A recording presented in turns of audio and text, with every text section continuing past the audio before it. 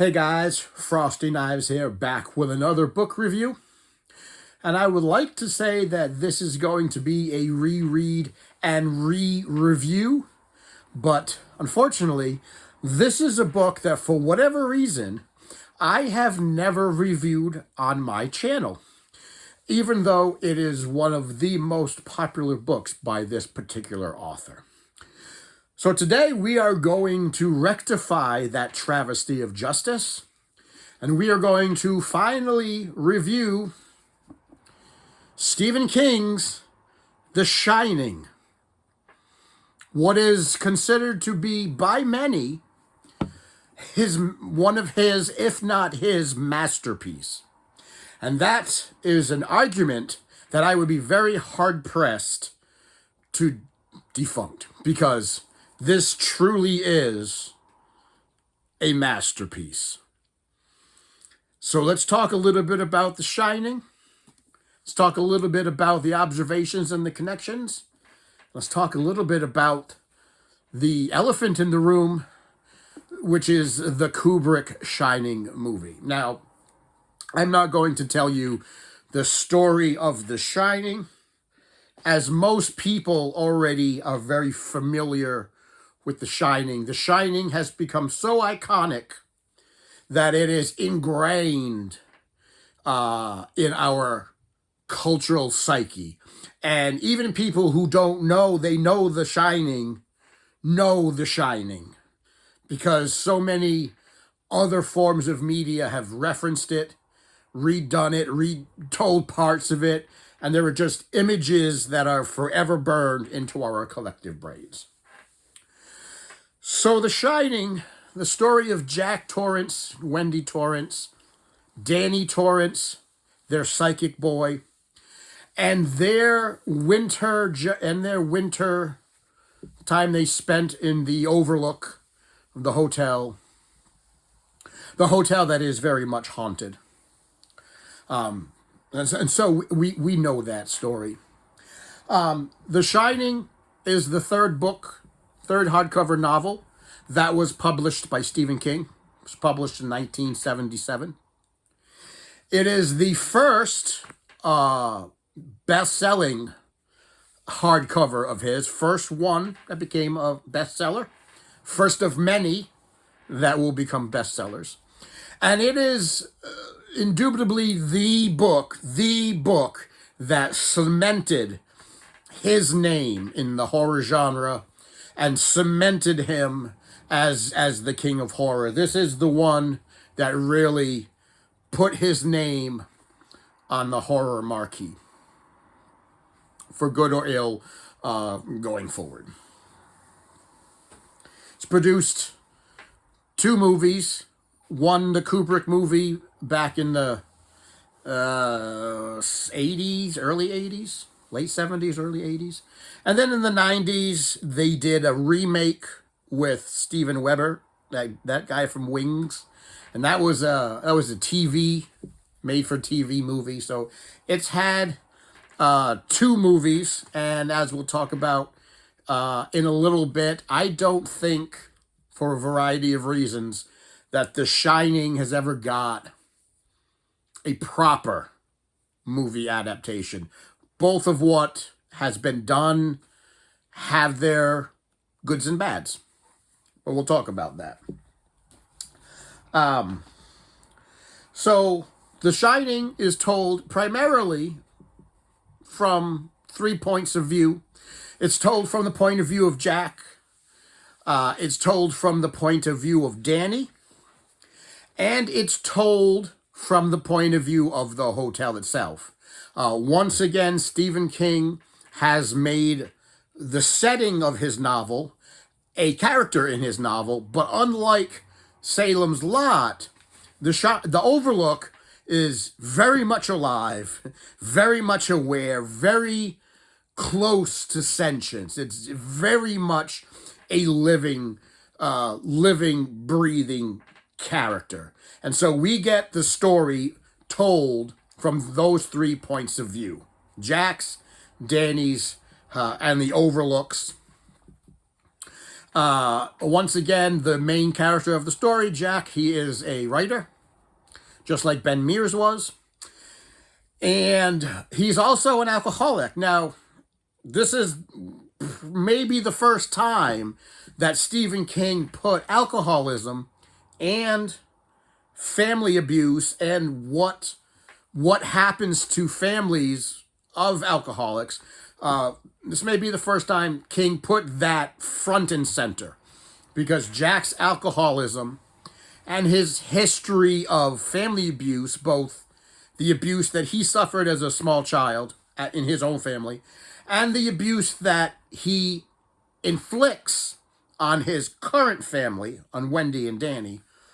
So this is very much a part, a big part of Jack's character and Jack's individualism, his alcoholism. And this is the first time that I think King really shines this big spotlight on what it means to be an alcoholic and what it means to have grown up in an alcoholic family and what it means to bring that alcoholism and that type of addiction into your own family.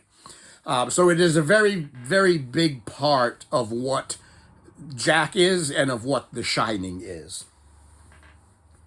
The story of the Overlook and the history of the Overlook once again is told through various forms of media. So we primarily learn about the history of the hotel through a couple different ways. We learn through the talks that Jack has with Stuart Ullman, who is the manager of the hotel. We learn about it through Watson, who is the groundskeeper of the hotel. We learn about it through the talks that Danny has with Dick Halloran. But we really learn about the dark and seedy stuff of the Overlook Hotel through the scrapbook that Jack finds in the basement. Most likely a scrapbook that was left intentionally by the hotel itself so that Jack could read it. And that's where we learn about the real shady dealings and the real dark secrets of the hotel. So all of the backstory of the Overlook is told once again, like King is wont to do, through various types of other media, interviews, talks, scrapbook, newspaper articles. So he's really refined this method. Started it with Carrie, and it happened again in Salem's Lot, and he'll continue to do this. But every time he does this, the way he does it becomes more refined, better written, more well structured, better placed in the story. So he's learning how to tell the story, the backstory, in a very succinct way through other media within his story, and that's something that he will do going forward for the rest of not for the rest of the books, but at least for a good chunk of the 80s up to it and some little bit beyond. The Shining, even though there's a bunch of characters in it, I really consider it to be a small scale story because really it's just the lens is focused on the Torrance family and the hotel. There are other characters in the story that aid in that, but it's really hyper focused on Jack, Wendy, Danny, and the Overlook. And I've always said that Stephen King does better with small scale stories, small character scale stories. And this one is no exception. This is really a microcosm of horror. And we have these three people trapped in this hotel for a period of months that is haunted and haunting them, and that is tormenting and torturing them. And so we really get to see how these people deal in this sort of snow globe of horror that they've been placed into. The writing is top notch. It is well paced. It is tight. It It is well done. The characterization, again, very well done, very fleshed out. Everybody gets their share of the spotlight, including the hotel. The dialogue, well written. All of this book is well crafted, well paced, well structured. There is no part of The Shining that I felt ever drags, no place where it ever bogs you down, no place where it ever feels like a drudge to get through. You start from the beginning and it just sort of takes you through it all, and you never feel like this is work to get through the book. You feel like you're going on this journey. So that is sort of the overview of The Shining as a book. Again, it's really well written, and it gives a wonderful, one of the first wonderful looks at what King may have been going through in his own life. I really feel that part of what makes The Shining so good is that it is on some level semi-autobiographical, right? So there's a lot of Stephen King to a degree in Jack Torrance. They were both had young men with young families. They were both writers. They were both trying to struggle with their writing, to break through in their writing. They were both struggling with alcoholism. And they were both struggling with things in their past and breaking generational trauma. And how do you break generational trauma? So this is one of the first truly, I think, semi-autobiographical books that Stephen King has written. And I think that's why it's so good, because there is a fair amount of truth in it. There's a fair amount of realism in it. There is a fair amount of a writer writing about something that he truly knows, truly has gone through, that has experienced these things and can put that down, raw emotion on paper. And I think I just dropped my book. I did. Maybe the book itself is haunted. So one of the things I wanted to do with the rereads, and of course everybody wants to know, including myself, how much of what King has written is connected to the Tower, right? So one of the things that I wanted to do was see if there were connections in this book that were connected to other books and that were connected to the Tower. And this is a standalone book. Of course, we know that he wrote a sequel to it. Yeah, he wrote Dr. Sleep much later, where we get to see Danny as an adult. But this really is a standalone book. Doesn't take place in Maine like most of his other books will in the 80s. Takes place in Colorado, so it's a completely different state, completely different environment.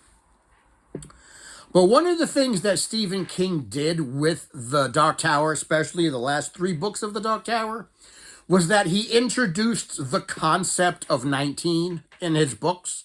The concept of 19 being a number of power, a magical number of power, that it had some talismanic powers behind it. I'm beginning to think really that 19 is Stephen King's favorite number.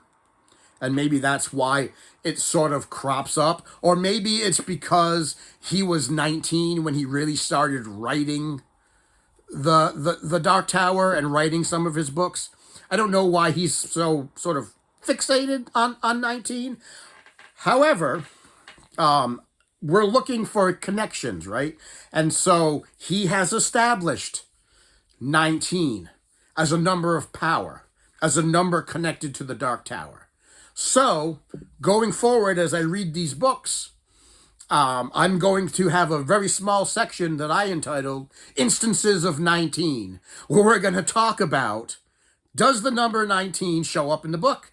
And what does it show up as? And I will tell you that it shows up in The Shining a lot more than I thought it would. I didn't notice it in Salem's Lot as much, if at all. And I really didn't notice it in Carrie. But for some reason, it really stuck out like a sore thumb in The Shining. So let's talk about, and I jotted them down. I jotted them down to make sure that I had them all as they came along. So let's talk about the instances of 19. Now, the first one that people will talk about is the room number, is room 217.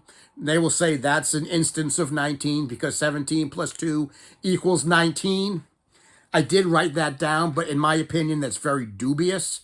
That is a math problem, and that number could certainly be, if you add up 7, 1, and 2, you get 10. So I'm going to put that in as one that people do point to, but because it's a mathematical problem, it's dubious. So that's a dubious instance of 19. The rest of them, however, are not. The rest of them are rock solid.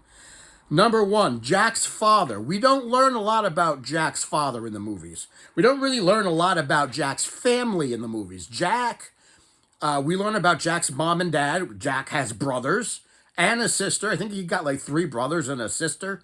So we really never learn about Jack's family in the movies. But the book goes into Jack's family, talks about his mom and dad and his brothers and his sisters. Jack's father's name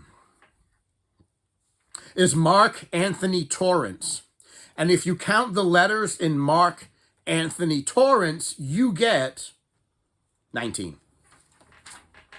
19. The number of months that Jack's been sober.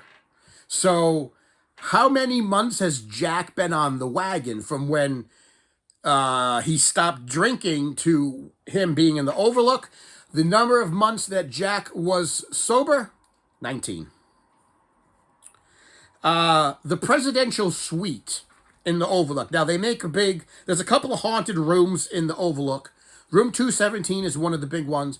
The presidential suite is also a big one because that's where a gangland shooting happened. So that's where one of the big mob boss was staying, and there was a gang hit on him, and they shot him with a shotgun in the presidential suite and blew his brains out onto the wall. So the presidential suite is also considered a very big haunted place in the hotel. Dick Halloran was working at the hotel for 3 years. He mentions he had been working at the hotel for 3 years, and in all the time that Dick was working in the hotel, you know how many times the presidential suite has been rented out in 3 years? 19.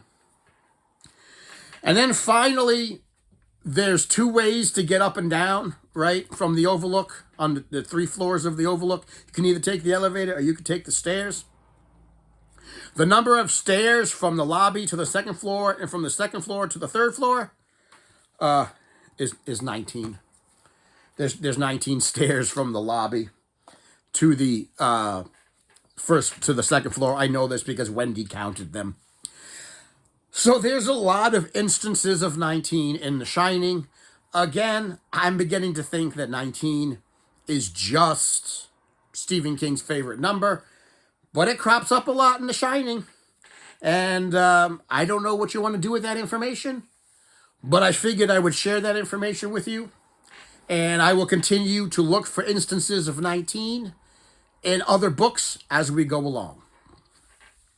Now let's talk about the elephant in the room, because I could very easily have renamed this video or subtitled this video Stephen King's Shining Review, or how my reread of The Shining made me rethink the Kubrick movie.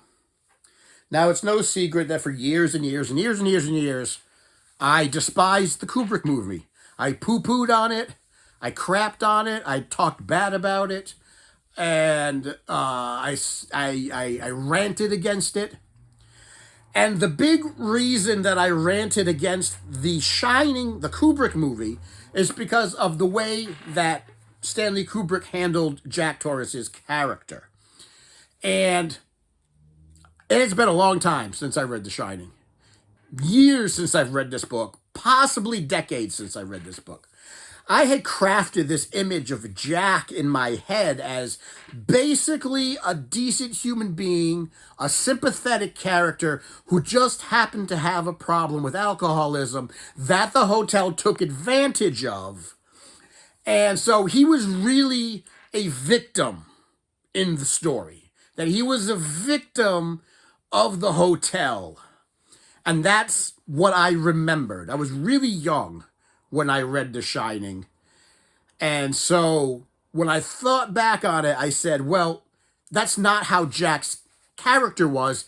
And Kubrick just ruined it because he made Jack out to be more of a unsympathetic character in the movie. That was one of my biggest problems with Kubrick's Shining. But as I'm reading this book, and I'm going through this book, and I'm reading it, it dawned on me about a quarter of the way through that Jack is not a sympathetic character. Jack is not a victim in the story at all. And in a lot of ways, you could say that Jack is a downright bastard. He's not very nice. He's not nice to Wendy. He's not nice to Danny. He's extremely selfish. He's extremely stubborn. He has no sense of self-reflection. And he feels that none of what has happened around him is his fault. He feels that all of these things are not happening because of him. They are happening to him. He feels that he is a passive actor in the play of life. That these things aren't happening because he caused them. These things are happening to him because outside forces are doing them to him. It's not his fault that he broke Danny's arm. He was drunk. Also, Danny shouldn't have been messing with his papers, even though the kid was 2, right? It's not his fault that he confronted Grady Hatfield or Hartfield in Stovington at the school and beat him up, put him in a hospital because, well, he shouldn't have been slicing the tires and, he shouldn't have been doing all of these things, even though all the things that Grady Grady, was his name Grady? All the things that the kid was accusing him of was accurate. And the fact that Jack blatantly made fun of his stutter. So he's not a nice person. He has a lot of bastard in him. He doesn't start out as a sympathetic character and then the hotel just takes advantage of him. He's really, to quote the opening line of the book, Jack himself is really an officious little prick. It's just that the hotel didn't turn him into that. The hotel just exposed it. It just brought out the darkness and exposed the darkness that was already in Jack. It was already there. He was not a nice person. Blaming everybody else for his problems, blaming the drink, blaming his family, blaming his dad, blaming everybody else has done bad things to Jack Torrance, and Jack Torrance has never done a single bad thing in his life. He's just a victim of circumstance. And looking at Kubrick's movie through that lens makes me rethink Kubrick's movie. Makes me rethink that maybe that movie is not as terrible as I thought it was. Because Jack, for whatever reason, is not as sympathetic as I thought he was. So reading The Shining really made me step back and reevaluate what I thought about the Kubrick movie. And I really want to go back now and watch the Kubrick movie again, knowing what I know, right? What I have come out of this reread with, knowing what I know about Jack and his character, I really want to watch it again and see what I think of it. And honestly, a lot of the things that, excuse me, that is so iconic about the Shining movie, right? Like the image of the two twin dead girls at the end of the corridor. That was never in the book. So that was Kubrick's idea. The image of the river of blood coming down the hallway at Danny, that was never in the book. So a lot of what we know now as iconic imagery for The Shining was never in the book. This was something that Kubrick did, that he put in the movie, and that's what has become so iconic right now when we think of The Shining. That's why it's so ingrained in our heads. And I really would like to watch the Kubrick movie again with a fresh set of eyes. And that's what I like about books, right? That's what I like about books and about rereading these books. Even if you've read a book 100 times, you're going to learn something on the 101 reread. And that's what's so nice about reading and rereading the books that you love. You're always going to get something out of it. Maybe something different. Maybe you're looking at it through a different lens, different point of view, different stage in your life. Something different will resonate with you. And that's the beauty of rereads. And that's the beauty of fiction. And that's the beauty of doing this kind of work and doing what we love. And this turned into a half an hour video. Whew. Wow. But we made it. That's my thoughts on The Shining. You know I gave it a perfect rating on Goodreads. I gave it a 5 on Goodreads. I'll give it a 10 on Goodreads. I'll give it all the stars on Goodreads. You should absolutely own it. You should absolutely read it. You should absolutely reread it.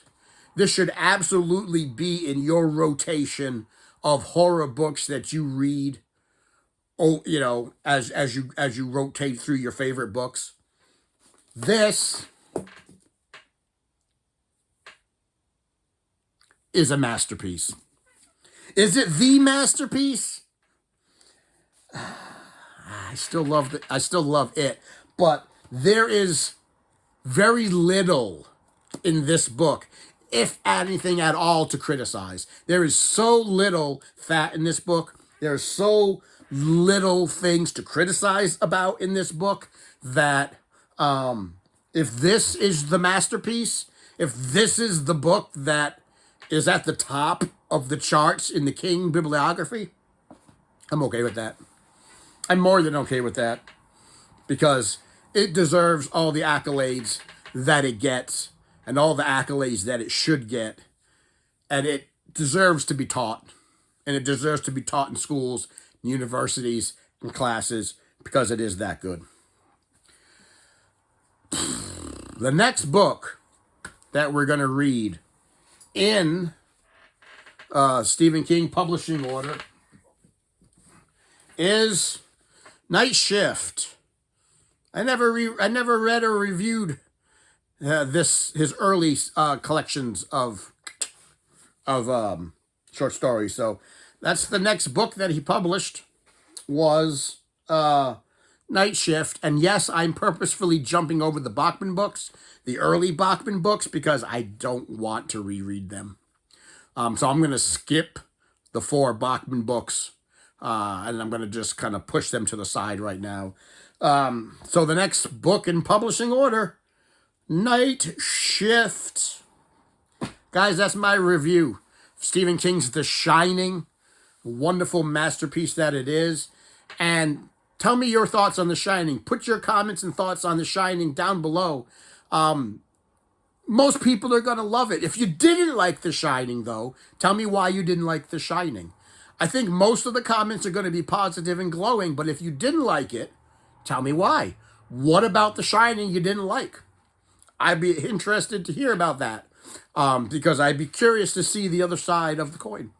And as always, if you've liked the video, give it a thumbs up and a share and a like. Pass it along, share it around, tell your friends, tell your enemies. Tell your people that you used to think were victims, but are really not victims of the world. And as always, thank you for coming to my TED Talk, and I will see you in the next video.